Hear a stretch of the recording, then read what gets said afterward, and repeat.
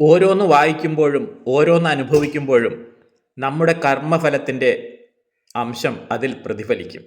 അതാണ് സത്യം. നാം ഏകനാണ്, നടക്കുന്നതൊക്കെ ഒറ്റയ്ക്കാണ്.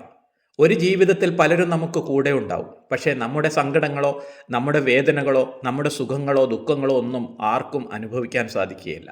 അത് സ്വയം അനുഭവിച്ച് തീർക്കേണ്ടതാണ്. ആ കർമ്മപഥത്തിൽ സഞ്ചരിക്കുന്ന നമുക്കൊക്കെ നമ്മുടെ മാതാപിതാക്കൾ നൽകിയ വഴിയിലൂടെ വേണം സഞ്ചരിക്കാൻ. നമുക്കൊരു അസ്തിത്വമുണ്ട്, നമുക്കൊരു ആചാര അനുഷ്ഠാന ബോധമുണ്ട്. അതിനെ പിൻപറ്റിക്കൊണ്ട് സഞ്ചരിക്കുമ്പോൾ നമുക്ക് സാമൂഹിക അവബോധമുണ്ടാകുകയും ജീവിക്കുവാനുള്ള ഊർജവും നമുക്ക് ലഭിക്കും.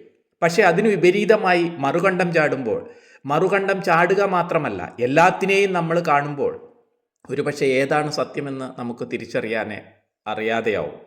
ഈ വീഡിയോ ഒന്ന് കണ്ടു നോക്കൂ. അദ്ദേഹത്തിൻ്റെ കർമ്മപഥത്തിൽ അദ്ദേഹത്തിന് വീഴ്ച സംഭവിച്ചു. അദ്ദേഹം പഠിച്ചത് ശരിയായ മാർഗത്തിലൂടെ അല്ലായിരുന്നു എന്ന് വാസ്തവം. തനിക്ക് നൽകിയ, തന്നിലേൽപ്പിച്ച, തനിക്കു ലഭിച്ച ആ സംസ്കാരത്തെയും അറിവിനെയും പിന്തുടരുമ്പോൾ നമുക്ക് നമ്മുടേതായ ഒരു ദിശാബോധമുണ്ടാകുന്നു.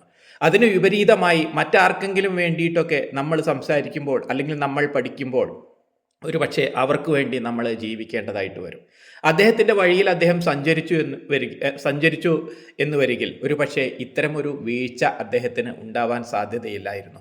16 വയസ്സുള്ള ഒരു പെൺകുഞ്ഞിനെ പീഡിപ്പിക്കുക എന്ന് പറഞ്ഞാൽ അദ്ദേഹത്തിൻ്റെ ജീവിതത്തിലെ അദ്ദേഹം നേടിയിട്ടുള്ളത് മുഴുവനും അദ്ദേഹത്തിന് നഷ്ടപ്പെടുകയും അദ്ദേഹം വളരെ അഗാധമായ കർമ്മഫലത്തിൻ്റെ പാപത്തിൻ്റെ പടുകുഴിയിൽ നിപതിക്കുകയും ചെയ്യും.